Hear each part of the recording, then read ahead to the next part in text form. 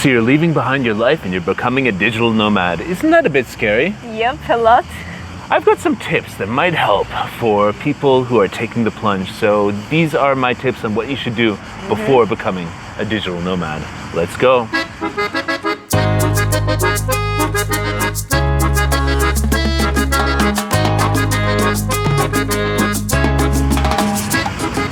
Hey folks, it's Rising Nomad. I'm Eric. And I'm Georgina. And we are sitting here in Greece today, and we are enjoying some lovely hot weather that's a bit too hot.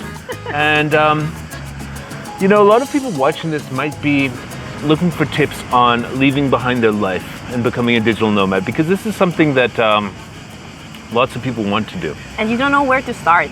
Yeah, you don't know where to start. You don't know how it's feeling. So this is like... this is all about leaving your life behind, burning your life, whatever it is. I've written songs about this. I've lived the life for a long time. Since 2008 was the first time I decided to burn my life and become an expat. So let me see if I can give you some tips on how you should do just that. First of all, save up as much money as you can before you leave. You will need money. It's not always like... going to be instant plug and play, making money as a digital nomad. In fact, it's quite often the opposite.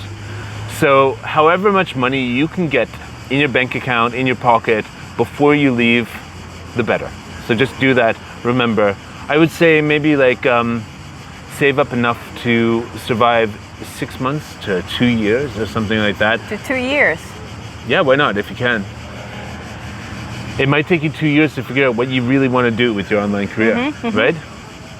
So, and then you can take your time and not do stuff like, you know, for me, the sacrifice I thought of making at one point was teaching English, even though I probably didn't really want to be an English teacher. And a lot of people shouldn't be an English teacher. That's an example of a job you might take just for money when you move abroad, if you don't save up money before you leave.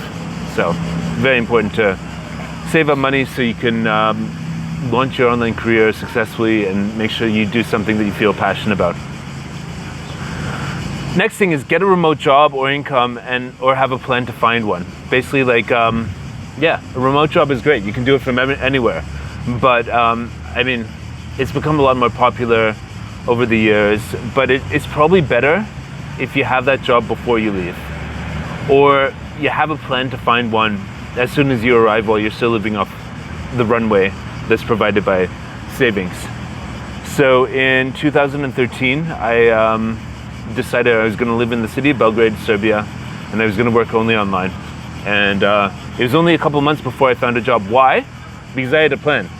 My job was to find a job before I had a job. So I would wake up every day, at 10 a.m. And like routine really helps you. Like, so my job was to find a job, send out emails, introduce myself. Hi, I'm Eric. I'm an IT technician. And I'm looking for a job I can work online over the internet, and It was only a matter of time before somebody actually said yes. And because I already had the routine of waking up in the morning and sitting at my desk and working, it was very easy to sell the person who was hiring me as an IT tech that I could do that remotely, because I already had the routine. I could imagine what it would be like to actually wake up and work every day. Interesting to say that what that evolved into is now a staffing agency that has more than 160 people around the world called Support Adventure. And we find people, if you're an IT tech like me, you can find a job through us. Just a little plug of my company there, because it's a lot easier if you can find a remote job before you leave. And, you know, it can be awesome. Just find the job, tell them you'll do a trial, whatever, prove you can do the job, and then take a 2-week holiday at the start to get settled in a place, and then off you go working online from where you want. The next one, back home, get rid of as much stuff as possible. You know what it's like having too much stuff, right? Yep. And moving with all that stuff. Oh, it's horrible, very difficult. And then you cannot choose what to get rid, right? What's an example of something that you had for a long time that you realize now that you don't really need?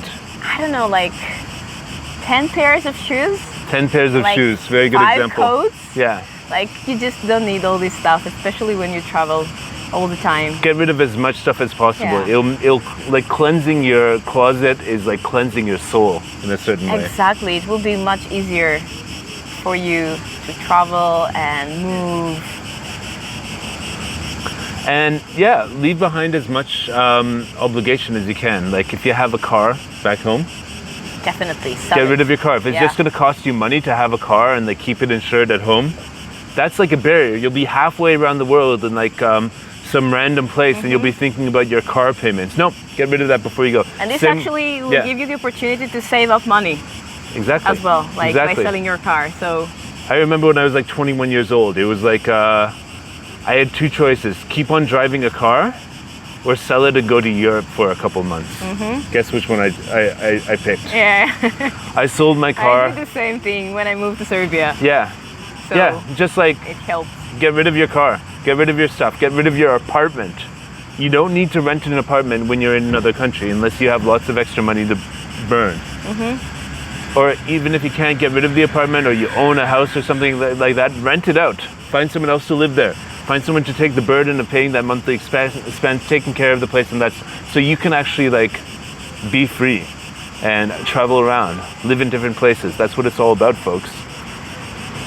And what about pets? Get rid of your pets? No, Yep, no, like just like leave your dog by a dumpster somewhere and hope for the best. No, you can't do that. But I Little think cute. that, yeah, I mean, like, but if you're planning to be a digital nomad, do not adopt a pet. If you already have one, of course, like, you will take it with you. You will always have them with you. It's a part of your family. If you it's a can part take them of- with you. You know, some countries it's hard to take your little dog. Then I guess you have to choose a different country. Yeah, I cannot yeah, leave my dog behind and just like be away for a month or yeah. two. Exactly. It's too hard So for find me, out if they so- can come with you. Yeah. And make arrangements, get all that pet passport stuff sorted out, like Yeah. you know, the rabies vaccinations and all that sort exactly. of stuff. Like, yeah, get it all sorted out for your pets to come with you. And financial obligations. I mean, try to get rid of or automate your financial obligations. Like, for example, like most bank accounts would have like a automatic payment of $100 or 100 euros or something. You can pay your credit card every month, so it automatically makes the minimum payment. You don't want to have to worry about that stuff when you're abroad. You want to make your financial thing, like I'm fully advocating like having different bank accounts in different countries. Like that's a really good thing, but having a bunch of like debt on credit cards back home, no. Also, lots of people have student debt, that's more long-term debt. No, just try to simplify your financial affairs when abroad. My favorite service is called Wise. They've got a multi-currency account card that you can travel around the world with. It's really good. And yeah, simplify that. Speaking of simplification, become a minimalist. Get rid of like my favorite times when I travel is not when I have a huge suitcase of stuff. It's like this weekend in Athens. I'm just like traveling with this like backpack and a small bag on the side, and it all fits under the seat in front of me when I'm on the plane. And I mean, like, you are traveling solo most of the time, so you cannot expect to have like a bunch of suitcases with you But because sometimes I you're do. going to carry them, right? Sometimes I do with a bunch of like camera gear and Yeah. like I don't know. Sometimes I Isn't bring it my. hard to carry all this stuff with Yes, you? it is. Yeah. It's so- nice when you can just walk. When you can just walk from the train station to your accommodation. When you can just like, I don't know, walk from accommodation to accommodation and all this sort of stuff. Like really all you need is like a smartphone, a laptop. You need like whatever else. Like I carry these microphones so I can make videos like They this. don't make Yeah. so much space, so Yeah, maybe a selfie stick and all this sort of stuff, but it all fits like, and minimalize your like wardrobe. I have like 20 of these black t-shirts and I just change them all the time because like simplifying my life is more important than like wearing different colors to me. You might have a different opinion. You might like different colors of clothing, like yeah, lovely flowery dress you're wearing today, and yeah, yeah. but still, But still, like Not you too can, much stuff. You can take like with you like a couple of dresses and do exactly the same thing. Wash them and just like wear them. don't forget your swimsuit though, because this is a mistake I often make. Bring your swimsuit. Like or else you might have to buy a swimsuit somewhere at tourist prices or something for like more money than you would usually. So bring your swimsuit, don't forget that. But yeah, Don't take a bunch of like tech gear that you need. Don't take a bunch of like, like a lot of the sort of personal hygiene stuff that everybody else relies on, I learned is just like kind of like unnecessary. Like the big one is like shaving cream for me. I realized that shaving cream, instead of shaving cream, you can just use pretty much any liquid soap and put it on your face and just shave with the razor, and it works just the same as the shaving cream. So that's an example. Or don't shave. My skin gets itchy if I don't shave. Okay. But don't shave your mustache. Mustaches are, you can take them with you. Get health insurance. Like before you leave your home country, get a policy. Like I use one called Safety Wing, which covers you like, okay, so remember that time when you came to Thailand? Get health insurance. And like the last moment before you left, I recommended like, hey, can you just put your credit card on this website and we'll get you some health insurance? Well, like for, I think it was like 65 euros. Yeah, like, 65 euros. I think I saved like more than 2,000 euros. Yep, because Georgina got dengue fever when she was in Thailand. And we were there hanging out together, and all of a sudden, get health insurance. All of a sudden, my life just like took a really strange turn where I was visiting Georgina at the hospital every day.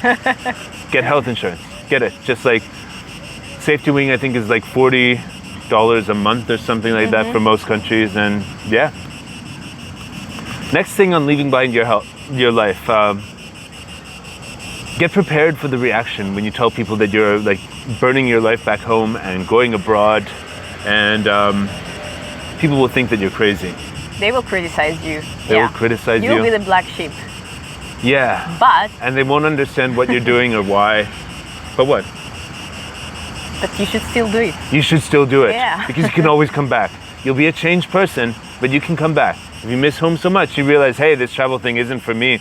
I don't like the weird food. I don't like, different cultures. I don't like airplanes, all that sort of stuff. You can come back.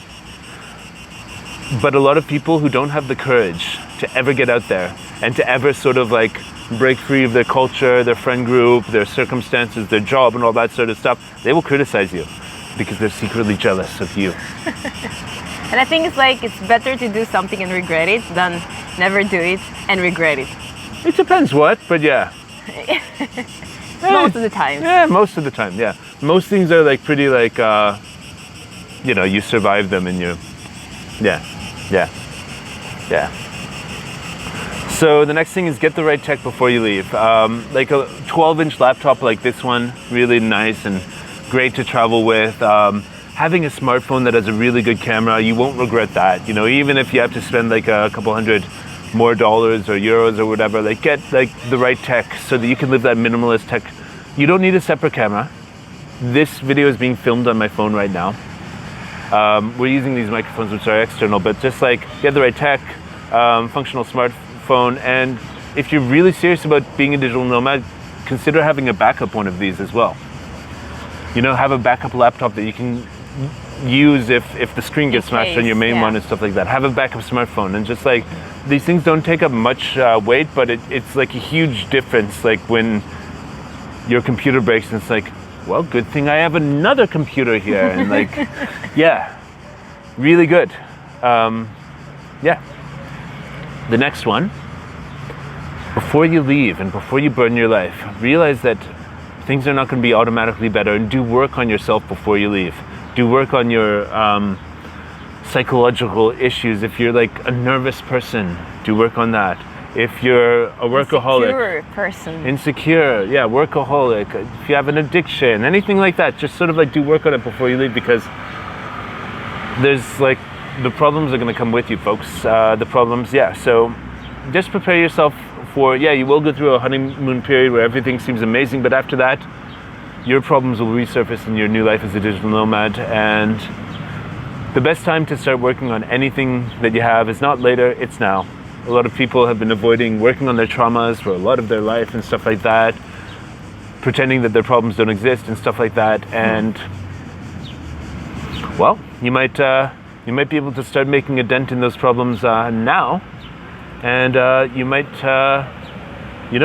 later you might go for like a 10-day retreat where you drink like ayahuasca a gazillion times and get a lot of that stuff out. But the more you're aware of in advance, the more you're going to enjoy your life abroad and have less bad times.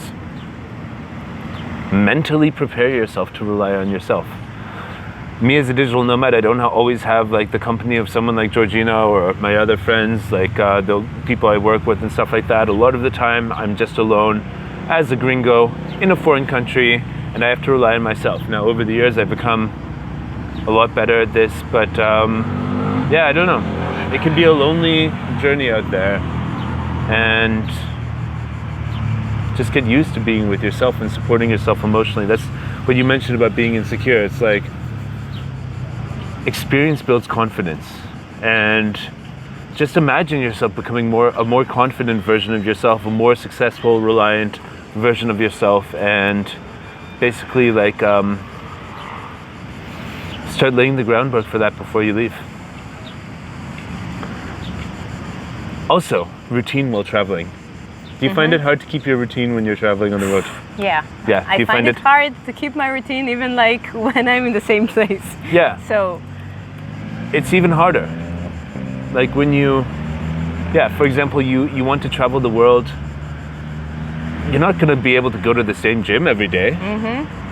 So like stuff like, I have calisthenics rings that I exercise outside with. You can hang it from any sort of like outdoor, like soccer goal post or a basketball thing and stuff like that. So I can do that routine as I travel, knowing what kind of food you want to eat. Like I really like a salad with like feta cheese.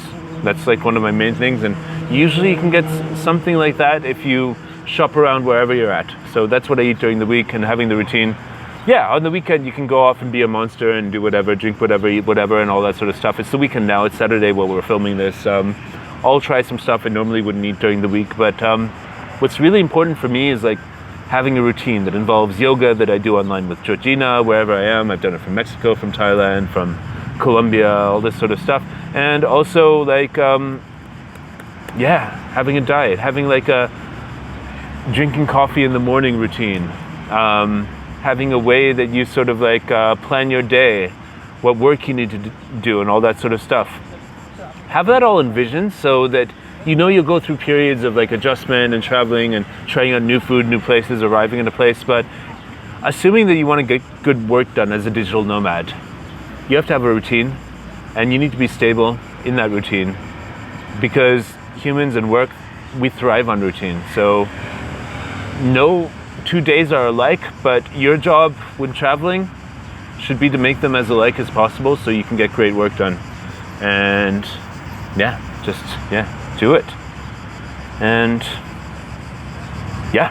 the last thing I want to say is get ready to burn your life. This is like going to be like nothing that you've ever experienced before.